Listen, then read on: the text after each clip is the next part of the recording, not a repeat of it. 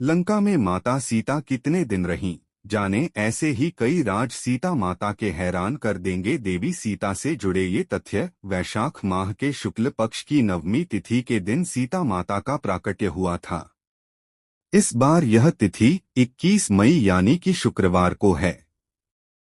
इस मौके पर हम आपको माता सीता से जुड़े ऐसे तथ्यों से रूबरू करवा रहे हैं जिनके बारे में वाल्मीकि रामायण और रामचरितमानस में जिक्र तो मिलता है, लेकिन अलग अलग और हैरान कर देने वाला। तो आइए जान लेते हैं।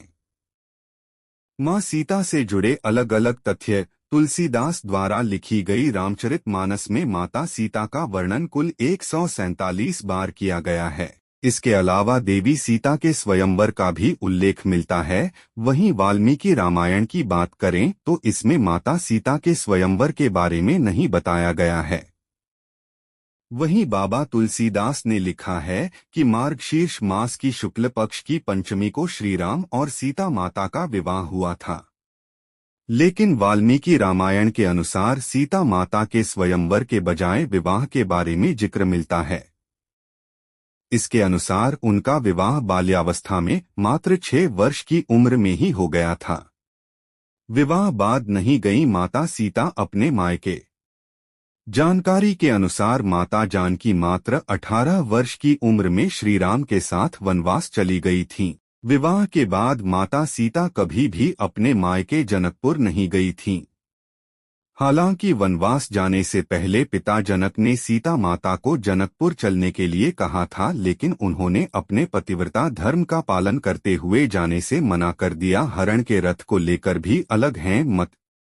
माता सीता के हरण को लेकर भी वाल्मीकि और रामचरितमानस में अलग अलग मत मिलता है। वाल्मीकि रामायण के अनुसार रावण ने माता सीता का हरण अपने ही दिव्य रथ जो कि सोने का बना हुआ था उसी से किया था। लेकिन बाबा तुलसीदास ने लिखा है कि रावण सीता माता के हरण के पश्चात उन्हें अपने पुष्पक विमान से लंका ले गया था। माता सीता का असली रूप था इनके पास। जानकारी के अनुसार रावण जब सीता माता का हरण करके उन्हें लंका ले गया तो उसके बाद जानकी को कुल 435 दिन लंका में रहना पड़ा था। जब माता सीता लंका से लौटीं तो उनकी उम्र 33 साल थी। बता दें कि रावण के पास माता सीता नहीं बल्कि उनकी प्रतिछाया थी। जानकारी के अनुसार जब तक माता सीता लंका में रहीं तब तक उनका असली रूप अग्नि देव के पास रहा। देवी सीता ने ग्रहण की थी यह विशेष चीज। वाल्मीकि रामायण के अनुसार सीता के हरण के पश्चात देवराज इंद्र ने ऐसी खीर बनाकर माता सीता को खिलाई जिससे खाने से भूख प्यास नहीं लगती थी। यही वजह थी कि जब तक सीता माता लंका में रहीं उन्हें भूख प्यास नहीं लगी। हालांकि बाबा तुलसीदास ने इस बारे में कोई वर्णन नहीं किया है।